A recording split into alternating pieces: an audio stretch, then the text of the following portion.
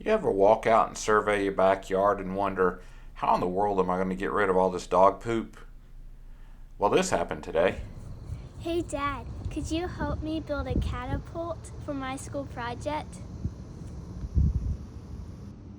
3 hours later. 3, 2, 1.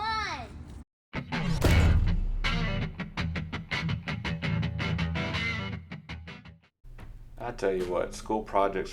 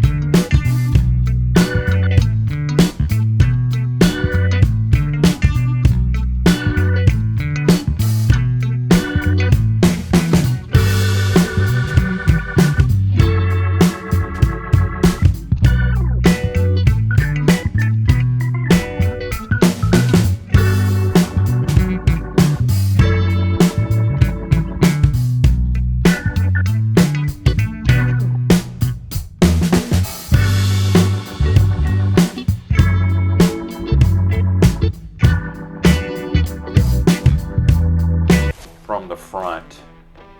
That's probably a pretty good distance.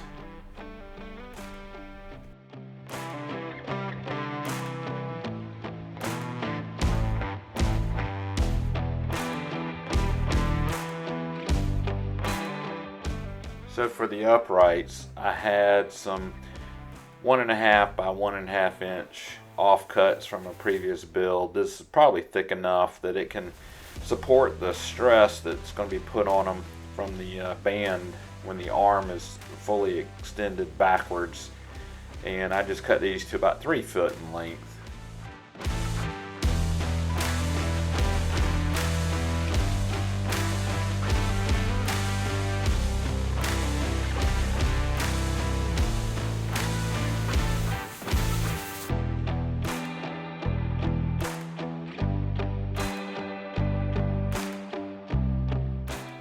Look at that.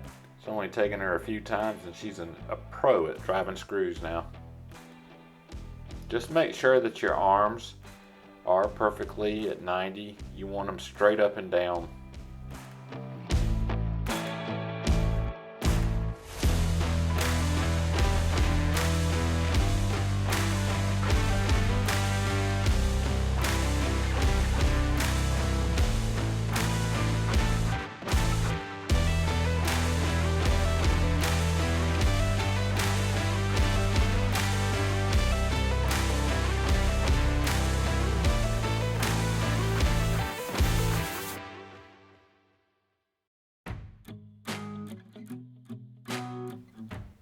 Alright, once you get your uprights installed, you want to add a little bit of extra bracing, especially on the back end, because when that arm is pulled back, there's a lot of tension on those uprights. So I use some more of those 1.5 by 1.5 pieces, and you just set it up alongside the upright and mark your angle that you want to cut it. It's easy. Then you just adjust your saw and cut that angle. Then you just carry it back over there, hold it in place while you mark the bottom, and then you cut the bottom. And then obviously once that's cut, you just copy it onto the other side.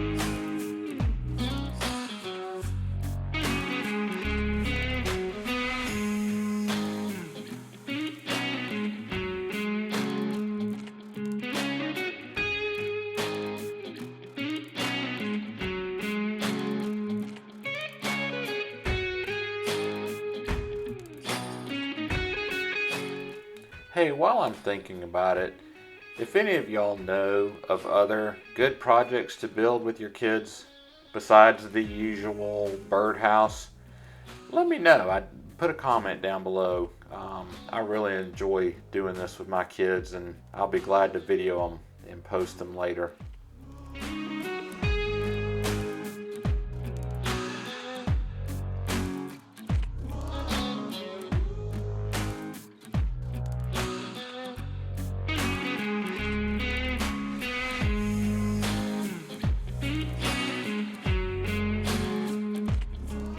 Another brace that's probably important to put in is something through the middle, because as the tension is pulling down as well, it can try to pull these two uprights together. So I would just measure and stick another brace right in between those two uprights to hold them apart.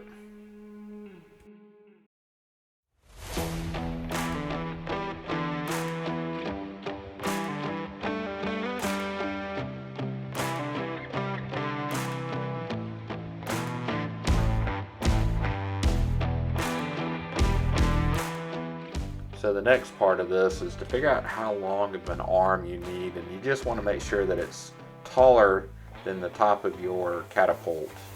And for this, I decided to go with PVC. It seems to be the most versatile, and it's light, easy to work with.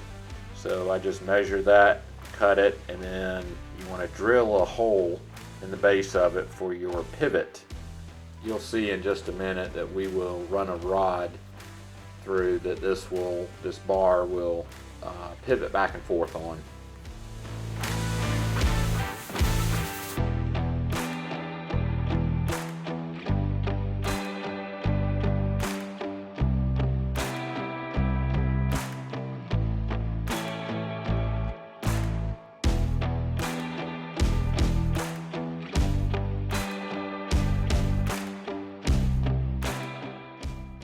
Now what you see here, I'm using about a 3/4 inch dowel as that rod, but later in the video you'll see that has been changed out to a threaded steel rod because this 3/4 inch rod split in some of our testing. That's how much force this thing generates. So I would go ahead and recommend using a threaded rod with nuts on each end. One last piece you want to put in is this bar across the top. This allows the tensioning cord to come over the top and then attach to the end of your arm, which is going to pull that arm to the top. You'll see how this works later.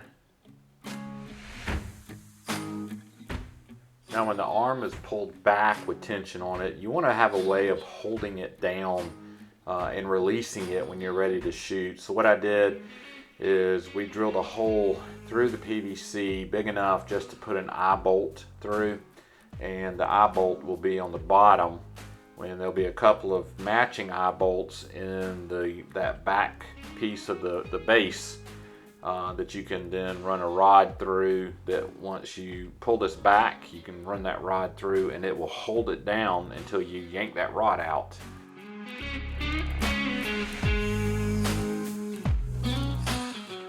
Hey, if y'all have made it this far in the video, maybe you would consider giving it a thumbs up and maybe even subscribing to the channel. I do like to produce fun and entertaining content like this, so if you would subscribe, maybe even hit the notification bell so you'll know when I upload my next video. Thank you so much. So I pulled out some old Kaizen foam that I had and cut out just a little strip. What we're going to do is just glue it on that bottom brace, and that just helps provide a little cushion when that arm slams into the upright, so that that PVC doesn't crack or break. This just provides a little cushion.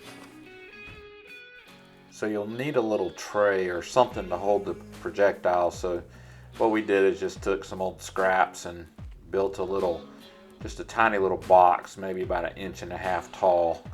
Just glued the 4 sides together on the bottom, and then we'll screw that onto the PVC, as you'll see in just a minute. And this will hold whatever the projectile may be that you find in your backyard that the dog may have left behind, for example.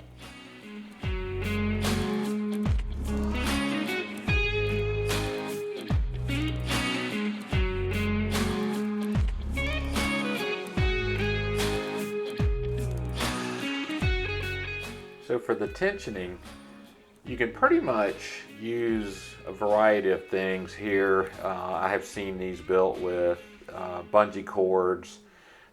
What we have is actually an exercise band, something that's like a rubber hose. It's very stretchy, and it actually, having the handles was pretty convenient, so we just ran it over the end, and you can stretch that over. And then we have a little hook put in on the front, and then obviously once you pull back, that band stretches, and then here's where you can lock, and I just use a screwdriver and run the screwdriver through the eyelets, and that holds everything ready to load up and fire.